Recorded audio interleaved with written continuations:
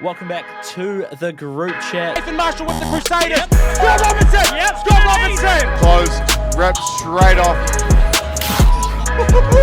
Conor McGregor, Israel Adesanya, John Jones, GSP, Anderson Silva. Bro. Welcome back to the group chat. We made it through to another Tuesday. I barely survived, Phil, but I think you, despite the Warriors losing, probably had a fairly good weekend. Yeah, I mean, I'm very glad I went to that game at Sky Stadium rather than watching the Warriors because we watched the first half, and at that point, I think it was still good.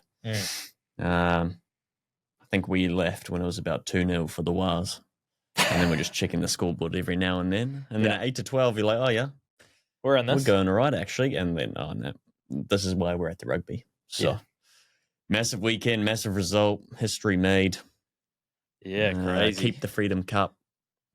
Give All Blacks the biggest loss. Were you able to stream the game okay at the stadium? Because you talked about the Wi-Fi. You didn't bother. You just we were streaming it on the way from the pub to the game, and even then it was kind of stop starting. So we gave up.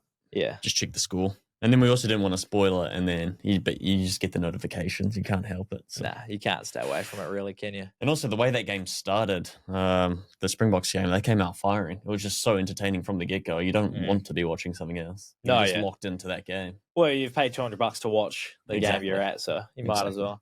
Bloody hell, the start of that game, because I really liked the Super Boost. New Zealand to score the first try, and I was all over it. I talked about it in the pre-match stuff. We talked about it on Thursday, and I was like, damn, this could be the quickest $20 I've ever lost. Right off the kickoff, because they won it. Fussy, winning the ball in the air. My goodness. And then we escaped a little bit. Chislin Colby on the grubber, kick through. Geordie Barrett's done well to get there, wrap the chest up, put it dead. Insane defensive work. And then they do score. RG Snyman comes on, 10 minutes into the game. Lutiaga going off with the injury. Mm-hmm. I think Noah Hotham went off at a similar time as well. Yeah, ankle. Ooh. Injuries all over the park, and then, straight over. Conversion, bang, thanks for coming. Which I thought once the conversion, and you thought as well? I thought so too. Once over, you can't go back. You can't overturn it. But the TMO was in the air, apparently. And I don't know, I'd say almost 40% of the crowd's shock, they overturned it. Yeah. Because there was a big turnout there. Oh, a lot of green jerseys flying around, and what an atmosphere. You wouldn't have been able to hear, but in the pre-match build-up, because you would have been walking along, keeping an eye on the Warriors, they had Joey Wheeler on the TV, and he was going, last week was Little Joburg in Eden Park, this week is Little Durban. And he was just like, I've found so many South African supporters hanging around. Yeah, man. They're always a good vibe, though. Yeah. Good energy, even just walking around town. They were scattered around throughout the day, and it was a good day for rugby, which I was stoked about because it was meant to rain a bit in the morning. Yeah. Didn't really. Nah, the rain stayed away. It was just a bit windy. Yeah. Just a little bit windy. So we've got Rugby Championship to break down. Obviously, the Wars falling short in their first finals game. There's NFL. There is Premier League. I mean, the Black Ferns as well, avenging the All Blacks, so that's nice. But we'll get us started with some news headliners from the weekend with the big one. Geordie Beamish won the 3,000-metre steeplechase at the World Athletic Championship in Tokyo. It's been a big story of the morning. Yeah. Obviously falling over in his qualifying final.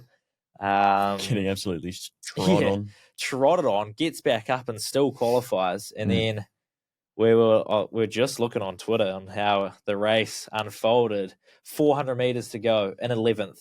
Yeah. 200 metres to go in 6th.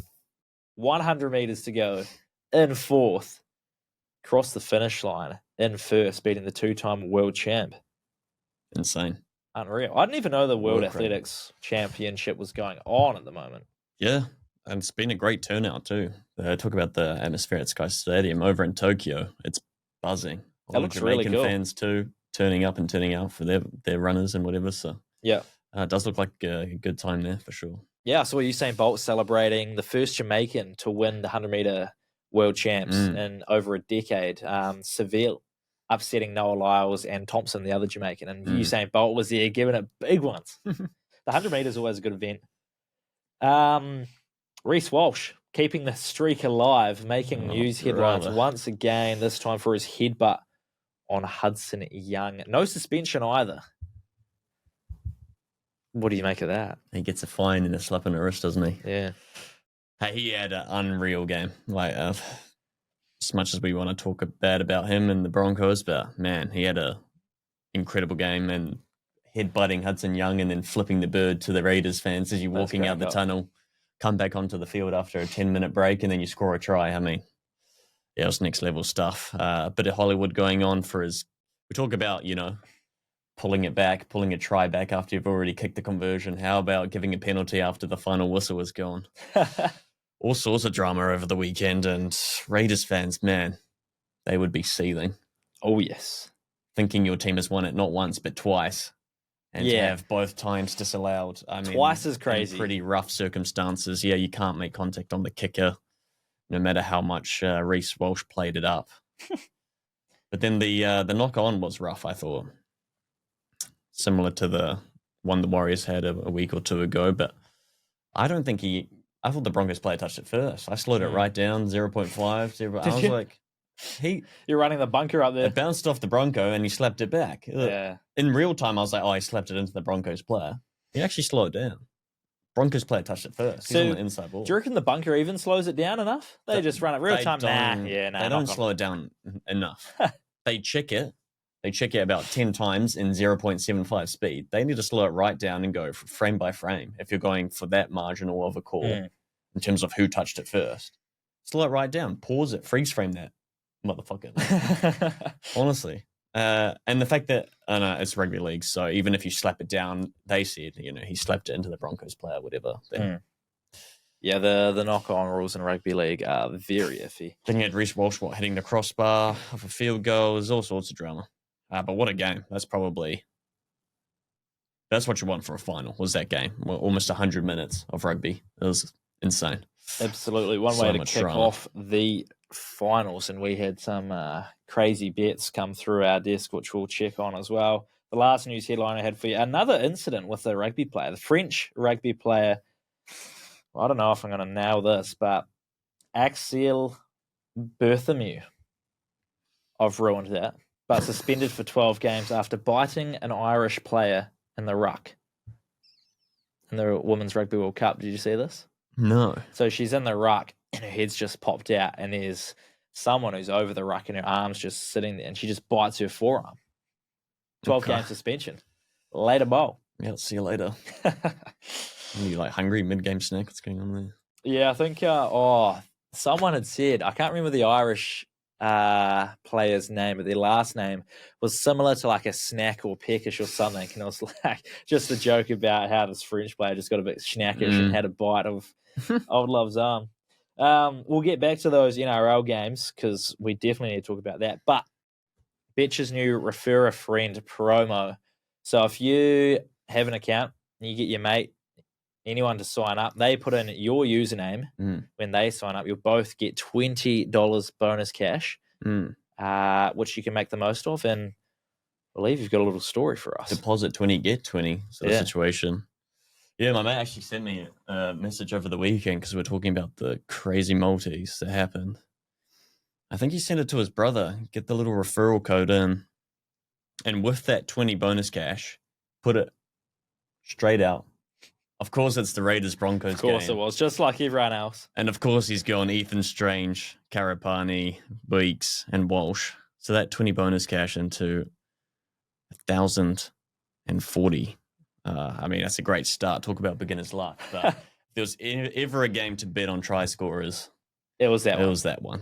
Every man and his dog that could have scored in terms of that. You look at that top 6 sort of try scorers. It was them that scored. So I think, all top 6 try scorers in the market did score, all crossed over. So you had them in any combination within those top 6, you would have scored. Crazy, man. Sign up, you get to your $20 bonus cash, and then he's just turned it into 1,000. Try scorer multi. And probably... What a start to the NRL finals. The craziest game of the year. Yeah, what a start. How good. All right, let's move on to the Rugby Championship then. And before we talk about how good South Africa were... Vamos los Pumas. We can talk about the Pumas. Vamos los +6, Pumas. you had Did you them see out. how many fans they had? My God. Are they running onto the field? Yeah. Sick. I've seen the clip of them after, but I wasn't watching it live. But I was following on the score. Bro, it was good. Yeah? Again, because we're at the pub parked up. Obviously, they had the Wallabies versus Argentina. We had Warriors on the little phone there. But we got to watch whatever second half of that Argentina game, and they got themselves out to a good lead. And typical Wallabies. Yeah. Oh, actually, even watching that first half, Corey Toole getting the yellow card for a failed interception. Argentina, number 10, going in, making the exact same mistake. It's like you've just seen what's happened. Come on now. Chiz and Colby taught them how to do it later on. But, with that yellow card for the Argentina, Aussie put like 2 tries in 2 minutes or something ridiculous. And you're like, oh, no. Here we go. Here we go. You thought the game was starting to sort of fade away for the Argentinas again, but 28-26, they held on, got their number 10 back. Yeah. How that try, I don't know if you saw it. I haven't seen. They had about 2 forward passes for that second try in the corner. I think they were playing AFL or something, because I know the AFL finals are on, but my God, it wasn't even picked up either. And you talk about, forward momentum and the ball can travel forward. This was just blatant. How many phases after the forward passes did they score? That was it. Oh, right. That forward pass led to the try. Yeah. And there Why was is that not being there was checked? 2 prior to that were, flat. You could argue it. This one was, again, I slowed it down. I rephrased it. I was like, we were so certain sitting at the bar. We were screaming. For some reason, there were some Kiwi fans like happy Aussie had scored. I was like, what are you doing? Yeah. But we were just chanting for Argentina to win and to hold on. Obviously, that +5.5. But also, I had them to win going into the Springbok game as well. The Springboks to win. So I was nice. riding A little multi there. Just felt like, these underdogs. Yeah. And in a contest that's been so competitive. Yeah. Well, it's the right move. But luckily they held on. I honestly thought the ref was throwing the game and the Aussies were going to come back again, as they do. They can come back and they do come back. And I was like, oh, here it is all over again. 3rd time this championship. But they do get the bonus point. Yeah. Even with the loss. And they do go to the top of the table even with the loss. So now you got 11, 10, 10, 9. With everyone on 4 games, 2 wins, 2 losses. It's crazy. Bonus points being the difference at the moment. And Aussie losing and being on top, that's a killer. It was insane. Absolute killer. Yeah, but honestly, I implore you to go watch that forward pass, that last try, because if that's not a forward pass, then there's not water in the ocean sort of thing. It's that bad. How do you miss it? I will need to watch it because my value bet for the weekend was Argentina to win by more than 7.5. There's those margins, either team by less than 7 or Australia by more than 7, Argentina. So I had Argentina by more than 7.5, and that was paying like close on $5. I thought it was great value. If not having to beat them 13 plus is pretty good. Yeah. And they were cruising, and then, like you said, the yellow card. They were cruising. Oh, as they were in the first test against Australia, they're up 21-7, and Wallabies just know how to bring it back. They don't lay down, that's for sure. So what I read was 78th minute, James O'Connor kicks to the corner, and I was like, on the 5 metre line, they're just going to score here. They're not going to be able to win it because they can't win it from here with the time left on the clock. And they go and score on the 79th minute to bring it within 2. And I was like, fuck. Yeah, Callaway scoring in the 67th, then that Dogunu scoring in the 68th, and then you have the one right at the death of the 79th minute, and you're like, please. So it's that 79th minute. Callaway forward pass. Is that so maybe I will have to go back and watch it. Straight up. Okay, so Aussie come here. Well, we play Aussie. The All Blacks play Aussie in the Bledisloe Cup, 2 test matches to round out the Rugby Championship. Before they come, we need to know what is wrong with New Zealand Rugby at the moment. We'll talk about how good South Africa were. But what is wrong with New Zealand Rugby? There's some points here that I can read out if you want. Unless you want to fire off first. What is wrong with New Zealand Rugby? Yeah. South Africa scored 6 tries. You scored 1. You lost a line out on your own 5 metre. Springboks were on point and Wellington, and you weren't. I mean, there's not much to it. got beaten by a better side. And Springboks just bounced back after that Eden Park loss. I don't know. A better team on in the night. What have you got? So what's the this isn't what I've got, and this is more. So you're talking about the game on Saturday. This is more just like New Zealand rugby in a whole. And I've seen this little graphic. The issue with New Zealand rugby is that the international scene has become more competitive, and you're no longer just the big dog. It doesn't revolve around New Zealand rugby anymore. There's a lot of other teams playing their own games now that you kind of have to front up for. So that kind of comes under one of these points. One-dimensional approach. The playing style that once dominated world rugby, which would have been New Zealand's playing style, is now outdated. Reliance on past methodology has left New Zealand behind as other nations have adapted and diversified. Coaching selection, too many appointments being made without candidates possessing international or offshore experience. The decline of the under-20 skill set. The loss of South Africa to Super Rugby, that was a massive talking point, and it always has been since they left. And people's kind of views on it come and go. Yeah. And then this last one was overseas 50-50. player eligibility, which is, again, another massive talking point. Yeah. So this is what everyone thinks seems to be wrong with New Zealand rugby, those 5 points. Yeah. I would tend to agree with the loss of South Africa and the dimensional approach. Coaches, everyone complains about the coaches all the time. Yeah, regardless of who it was. But I think losing South Africa in the Super Rugby competition, you just don't play them as much as we used to. As a nation, same with the Wallabies. Like, I wouldn't be surprised if we beat the Wallabies 2-0, which we should do. But we play them in Super Rugby. We know how they play. With South Africa, you lose that ability to compete against them for half a year before playing them in an international stage. So I agree with that one, and the dimensional approach, which comes under the coaches, but you can't just keep shifting coaches out, getting new people in. What is this, Man United? Come on. Yeah, like it's not. They just got to shift their focuses and try things. Preparing for the next World Cup, right? That's where we're heading, so... Yeah, that's fair. I mean, even from a spectator point of view, the loss of South Africa to Super Rugby, obviously, it's a loss. Whatever way you look at it, it's less competition. You're playing in a smaller comp now. You've had some good teams added into the comp, but the loss is seemingly monumental. Some fans like to think that it doesn't matter at all, and we were too good for the South African teams anyway, and all that sort of stuff. But I think from a spectacle, the NPC is more enjoyable than the Super Rugby comp right now. Yeah. And that's because there's a lack of competitiveness in that Super Rugby league. So, okay. Where do we stand on Billy Proctor? Where do we stand on Billy? As the All Blacks number 13. Where do I stand with Billy Proctor? I don't mind him, to be honest. I thought he started fairly decently. I think he's shown flashes. He's not been the consistent centre that we need, and also with Geordie not being a powerhouse ball runner. I feel like you need a powerhouse ball runner in the 13 jersey.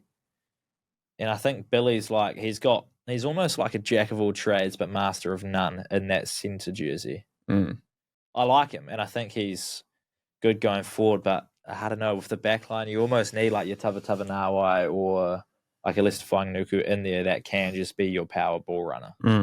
He had a good break early on, fended off Moody. I mean, you also had a new combination in there, Willemse and Moody trying to fill the boots of Dialendi and Jesse Creel. Fortunately, Willemse had a fantastic game. He was back to his best. Generally, even when he had to go back to fullback when Fussy came off in the moon boot, Willemse was just that good over the weekend. And Moody played his role. He's got pace. He's tall. He's lanky, whatever. Yeah. So it's never going to be easy. Because he's had but a I few think maybe now, it's been highlighted by an interception from Cheslin Colby, which was, if you watch that replay, it is genius, insanely well read by Colby, because he was even dropped back for a kick. He saw what was coming. Yeah. He positioned himself. He dummied the tackle, yeah. and intercepted it very, very cleanly. And not only tip it up. Tip it up. Not No hit it yellow down. card. If you're going to go for an intercept, we talked about it last week or 2 weeks ago. Tip it up. Give yourself a chance to catch it on the second effort. Yeah. It's good to see Leroy Carter start at 11. I thought that was huge. Obviously got the first try as well. Stoked for him on his debut.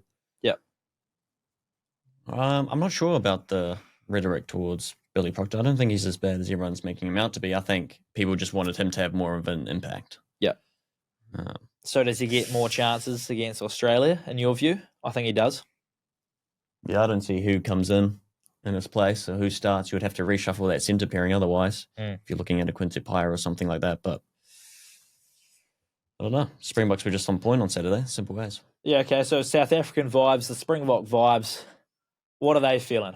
Rassie comes out and says, this isn't just our team. We've got a squad of 45 players. Because someone asked him, I think, one of the reporters, is this the future of South African rugby? Who played tonight? No, it's not. Yeah, you just go and beat the All Blacks by a record margin. You're saying this isn't the future because he's got a whole squad of 45. What is the vibe like for South Africa at the moment? I think so much was riding on that game, not in terms of just the Freedom Cup, but the whole competition. And to bounce back after that Eden Park loss, which was pretty abysmal, they were super, super disappointed. Everyone was excited about that lineup. Everyone knew the potential of that lineup. You had Ethan Hooker at the age of 22 making his debut start as well, and having the game he did, running from inside his 22-meter, getting over the 50-meter mark, 60-meter run, whatever it was. Willemse back on form. You had injuries. You had Snyman having to play from the first 10 minutes of the game. Corbett Reiner had to come on and off for his injuries. You had Fussy go down and put in a moon boot, another reshuffle. You had Grant Williams playing on the wing. So all those things, and you play still such a solid game. You had Marnie Labok come on for Sasha after, I don't even know if he made it to half-time. 30 minutes? Yeah, I think around 30. And apart from that one kick that was out on the full, he had a stellar game, and his kicking was monumental for the Springboks. And not only that, the tries. They were just flowing with that combination. So it was just an exciting game, and it was a game where Springboks were on point. They were winning lineouts. I thought the scrums were solid. Scrums on both ends were good. It just looked good. It looked compact. And there wasn't too much mucking around there. But the lineout steals were good, and the ruck speed was good. And just the pick and goes were working well. The offload, the supporting runs, even Sia Khaleesi running through the middle. You have Haji Snyman, who's like the biggest dude on the field, just hitting a gap. It's insane. So I think you've come off the back of a historic sort of, not a historic loss, but a loss, a game that you wanted to win. Loss. Yeah, you wanted to win at Eden Park, and you really underperformed. Yeah, and you've turned that around. You've made history. Gave All Blacks their biggest loss. You've kept the Freedom Cup, and now you're still in the championship. Yeah. And you go back to number 1 in the world ranking after that, too. Yeah. So they dropped down to third? Were they in third? New Zealand are third. Were South Africa third, or were they second? They were third. So they've done the double jump up to first. 2 things. One, I was lucky enough to be on the sideline for that first half down on the ground. And we talked about all last week of seeing the players, down in the cafe, getting the coffee and everything. And you're like, yeah, they're solid. They're big players. They're big boys. Being from me to you away from some of the South African players on the bench, and then also being 5 meters away from the game actually being played, watching those guys run around at the speed they do, the quality that's being executed, it just takes my perspective, the whole game to another level. Like, my goodness, it was crazy to witness that from that close. Those big dudes, the contact there, the speed, the handling, everything about it was just super impressive. Yeah. And I can say the same for the All Blacks. Like, they're big dudes, they're executing at high pace, but it was just a different gravy watching the Springboks go to work from that close. It's a big squad. And then, they're huge. And then secondly, just on, you talked about the Eden Park test, how South Africa would have been massively disappointed not to get that result, turn around, get it in Wellington. It feels like with the New Zealand side, they get up for some games and then not others, like they get up for the Eden Park test. Maybe that same emotion, that same want to win wasn't there. I don't think they matched the energy. And then we talked about it straight from kickoff. Something just felt different from that Springboks. The way they started, they looked energetic. All Blacks look rattled that first sort of 5-10 minutes. Yep. Some good covering tackles, some good defense. Springboks were also good at covering when All Blacks were on a break. They got across. Yeah. Good defensive tackles, even when I think Ardi Sabia running down the wing as well. But from that start, they just looked like they were the more energized side. They had something behind them that the All Blacks didn't have, and that sort of came into play in the second half where they just looked like, even with the early subs and everything, they had more energy. They were finding the gaps. They were executing just a lot better. Yeah, I agree. Fully, actually. Fully agree with that. They just looked like they had something more to play for than New Zealand did. And I think for the New Zealand side, for Razor's side, it's about getting that consistency in turning up. Because we saw last week, and it's so easy for people to forget a result after a week. They were good in Eden Park. They were very good. Yeah. And they can show up and do that. It's just about being able to consistently do that. Anyway, let's do our 3-2-1s. Yeah. Who do you got in 1? 1 point for you. It's so hard. Have you got 3 South Africans? It's so hard. Yes and no. I've got... So... Despite the yellow card, it's Carreras again. He scored, I think, 23 of the 28 points for Argentina. Yep. And when we were watching that game, they were kind of saying, why are Argentina going for the 3 points? And I was like, you want to rack the points up against Australia because they can bounce back. And my God, did you rack up the points? 23 points. What is it? Like 7 penalties? Yeah. And a conversion? Insane. But that's on par with, in my opinion, the 2 wingers, Ches and Colby, and the debut start for Ethan Hooker for reasons we kind of already talked about. Making your starting debut, the runs he had, he was good in the air too. He was strong. And Colby obviously had a masterclass. Could have had 3 tries, could have had a hat-trick if it wasn't for Jordy Barrett doing some serious work. Yeah. So, yeah. Nice. I'm going... I was kind of like... I wanted to give it to Montoya just because Argentina got the win and he's their captain, leading the way. Just always massive put win. A massive shift. Sold out Sydney. And it's like the energy is always there. But I think a late switch, I'm going to give it to Leroy Carter. Try on debut. Yeah. All Blacks only try. And also, every time he touched the ball, he just looked slippery. Like, he looked like he wanted to do something. He looked dangerous. And I think it almost gave me a little bit of Nehi Milner Scudder vibes. And he could probably lock down that left wing for a little while. Very much so. So impressive debut performance from him. So I'll give him my 1 point. Yeah, as I said, the Springboks had to scramble to that side. That's where all the action was happening. Yeah, absolutely. And even when we had that kick that bounced in the dead ball area, All Blacks were scrambling to get it out. Proctor got absolutely nailed by Colby, like taken out. Luckily, he was able to offload it in quick time. Leroy Carter had to clear it, and it was a good kick too. It was a good kick. Good clearing kick.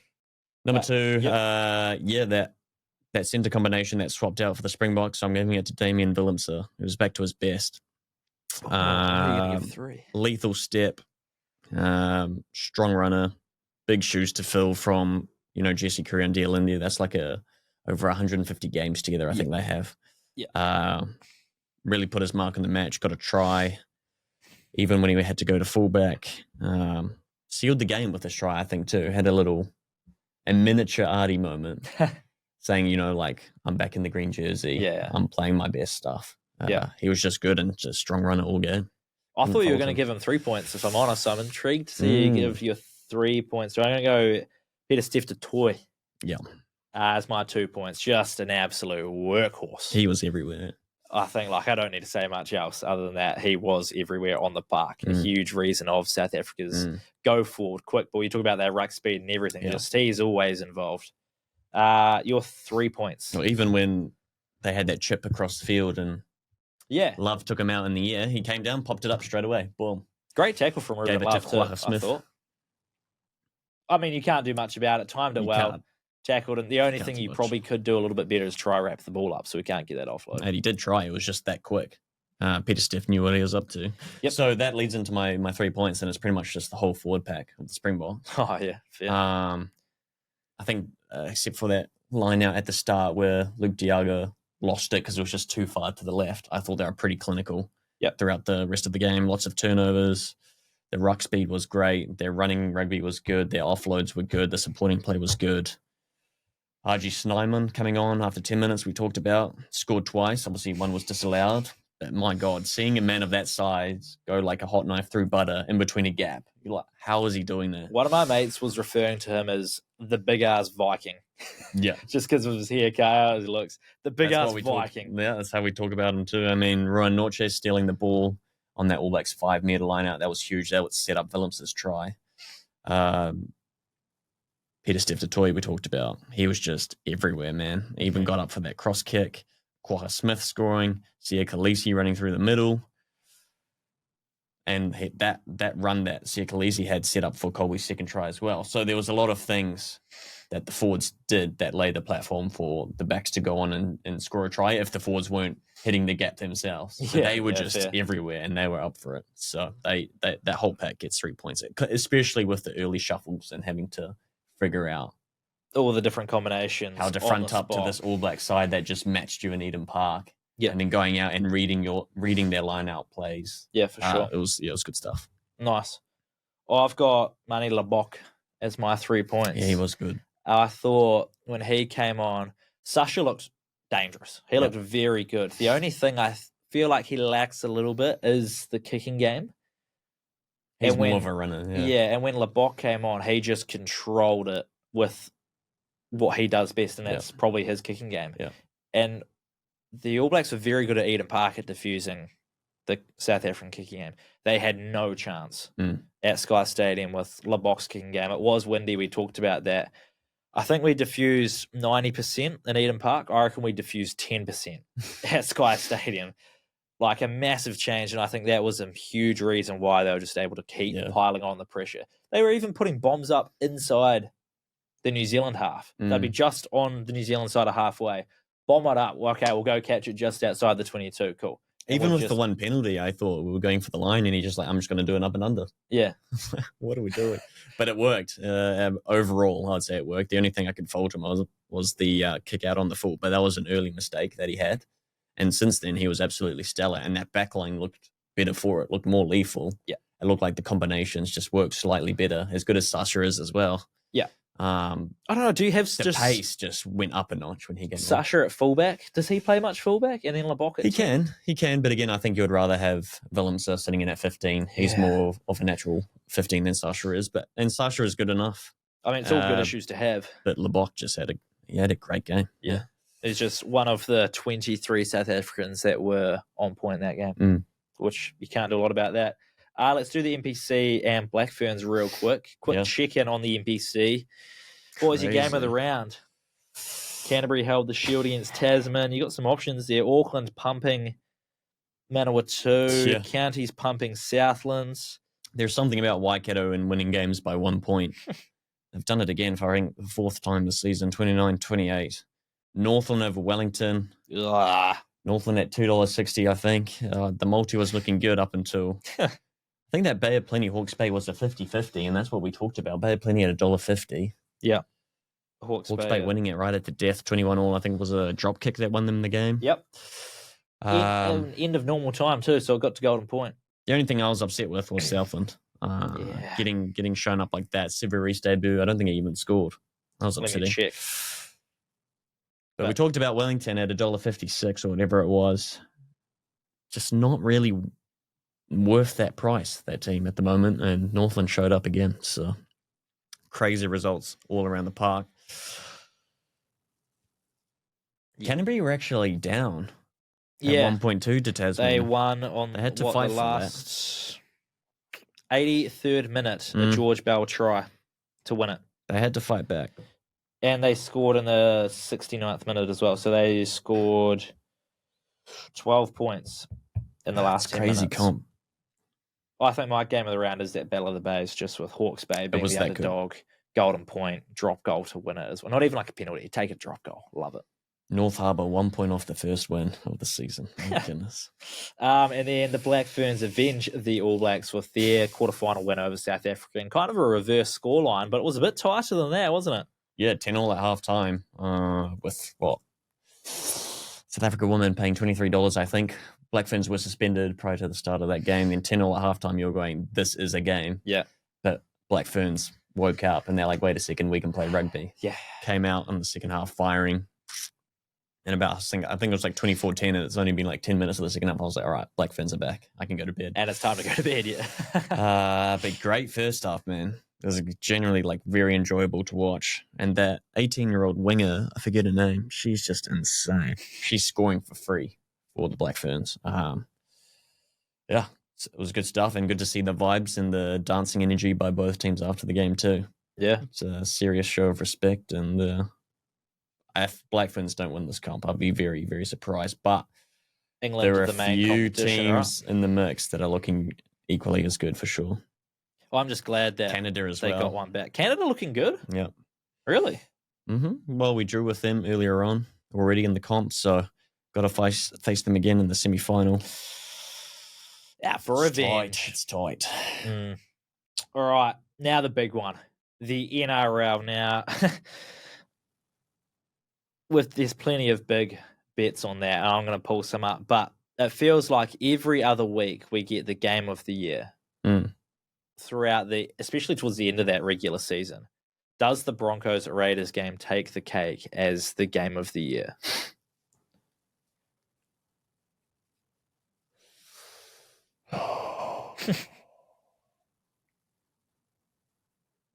For NRL, yeah, probably.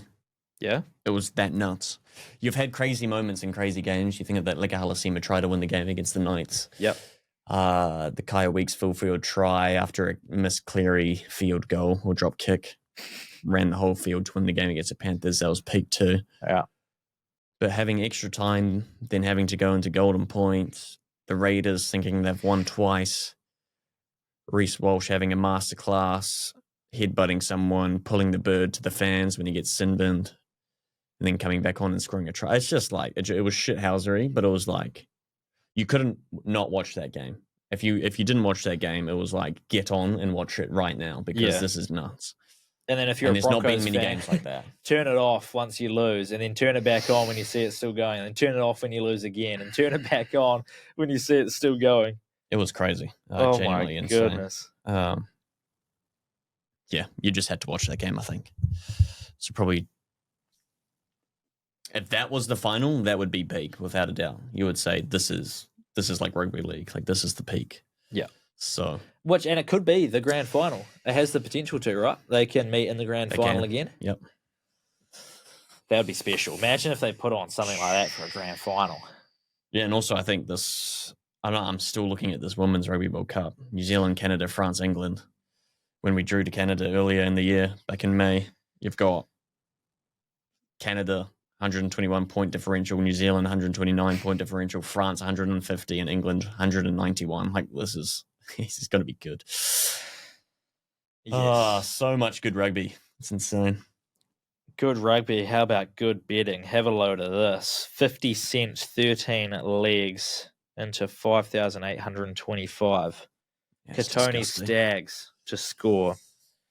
The New Zealand Warriors woman to score. Shibasaki, Gallagher, Reece Walsh, Ko Weeks, Waititi, Ethan Strange, Tegan Berry, Karapeni, Newcastle Knights woman, Takamoana, and the Broncos. So this person, whoever this was, reckons they have lost their bet twice, with the Broncos losing twice and then coming out to win. 50 cents into 5,800. That is crazy. You talk about investments. Jeez, and it's not even like some of the... That's crazy. How about this one? 1 cent into... like, it's not a massive return into $24. But the odds of it happening are 2,456 to 1.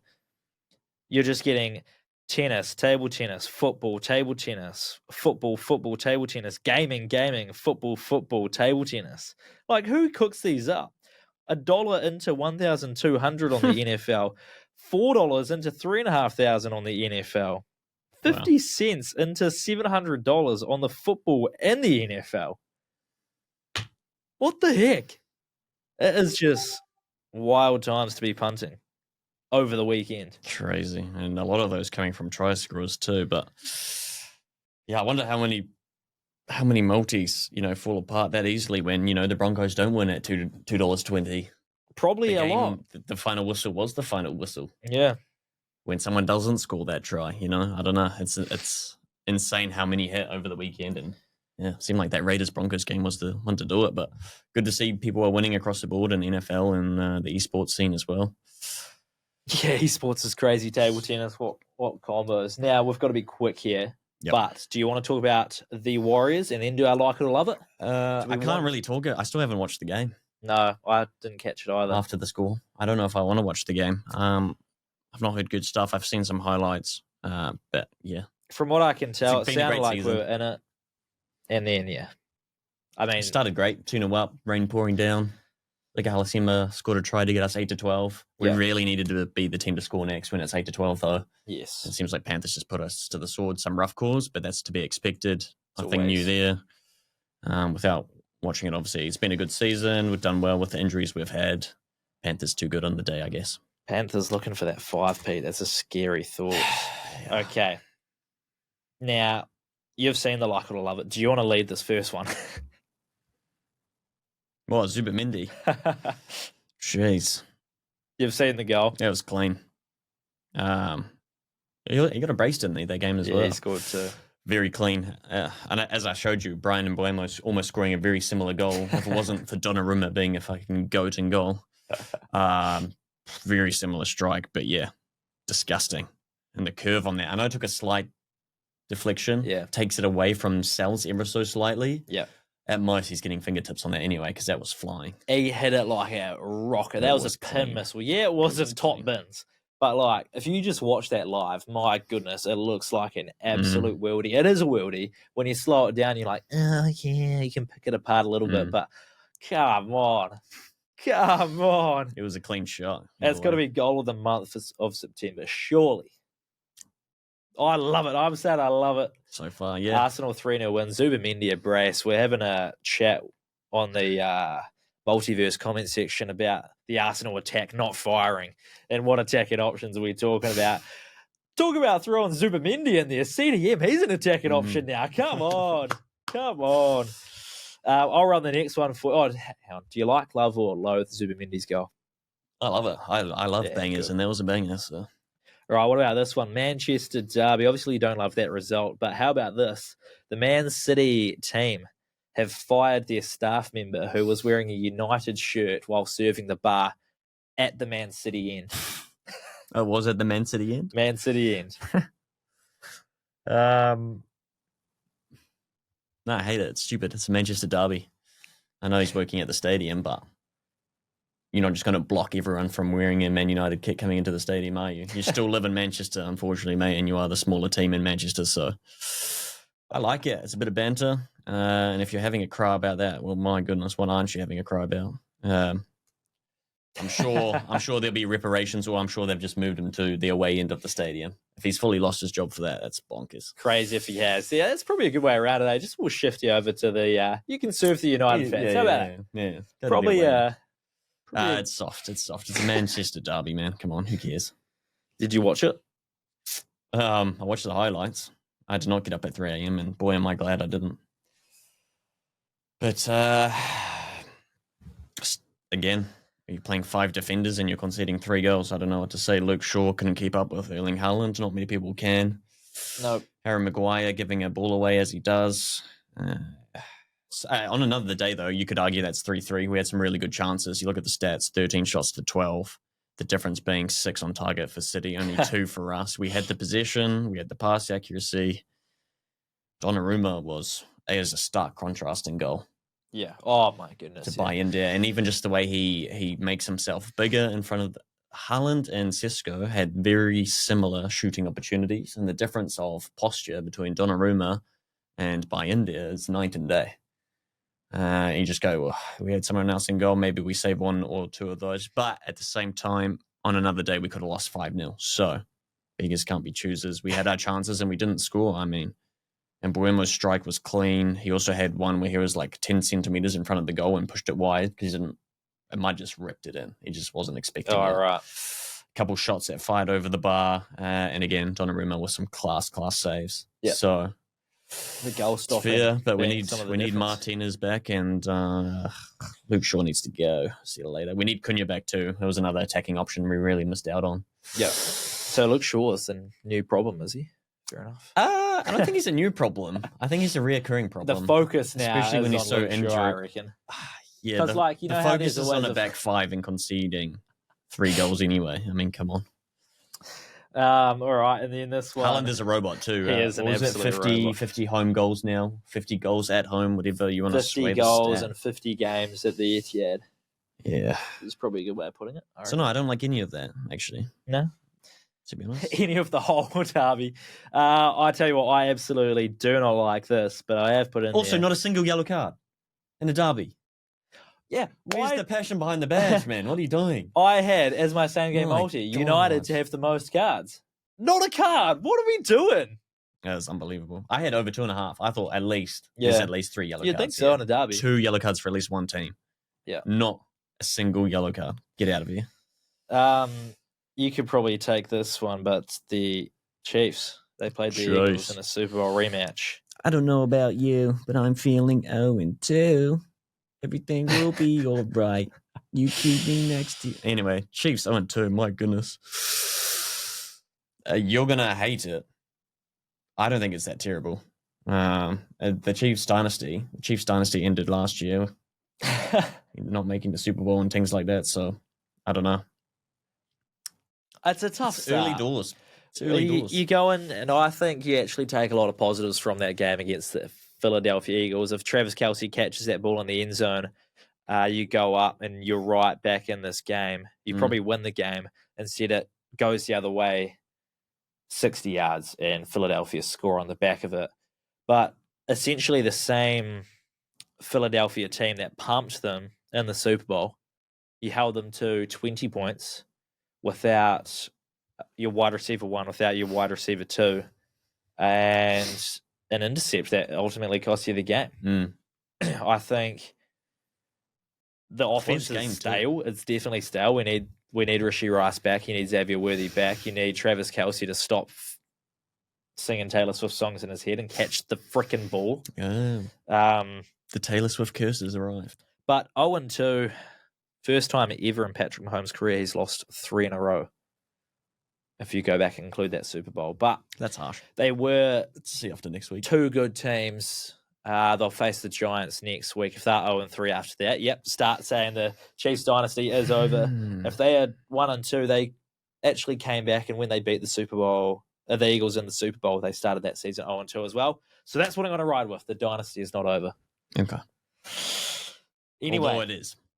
Yeah. Wow. Whereas like the Penrith dynasty is still going because they can still win.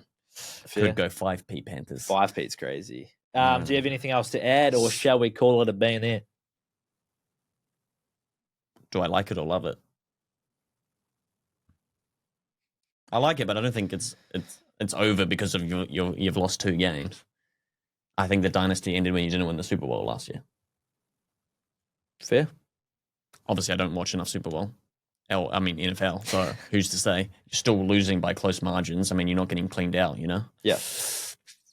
You can pull it back. It's not the end of the wheel. No, that's what I'm thinking too. It's not. That's like saying the All Blacks dynasty is over. Maybe. All right, we'll be back on Thursday to have a bit of a punt again. I wonder if we can land one of those multis this weekend. All those freaking wild ones that were coming in over the weekend. Roosters. Resurgent Roosters. Yeah, we get our bonus cash back. The Roosters, the one leg that missed. Should respect the Springboks, eh? Fuck it, man. That would have grown great on the social. Roosters will be livid. Yeah. To have, because they're done now, eh? They're done. They're done. They are done. All right, let's wrap it up, and we'll be back on Thursday. We will see you then.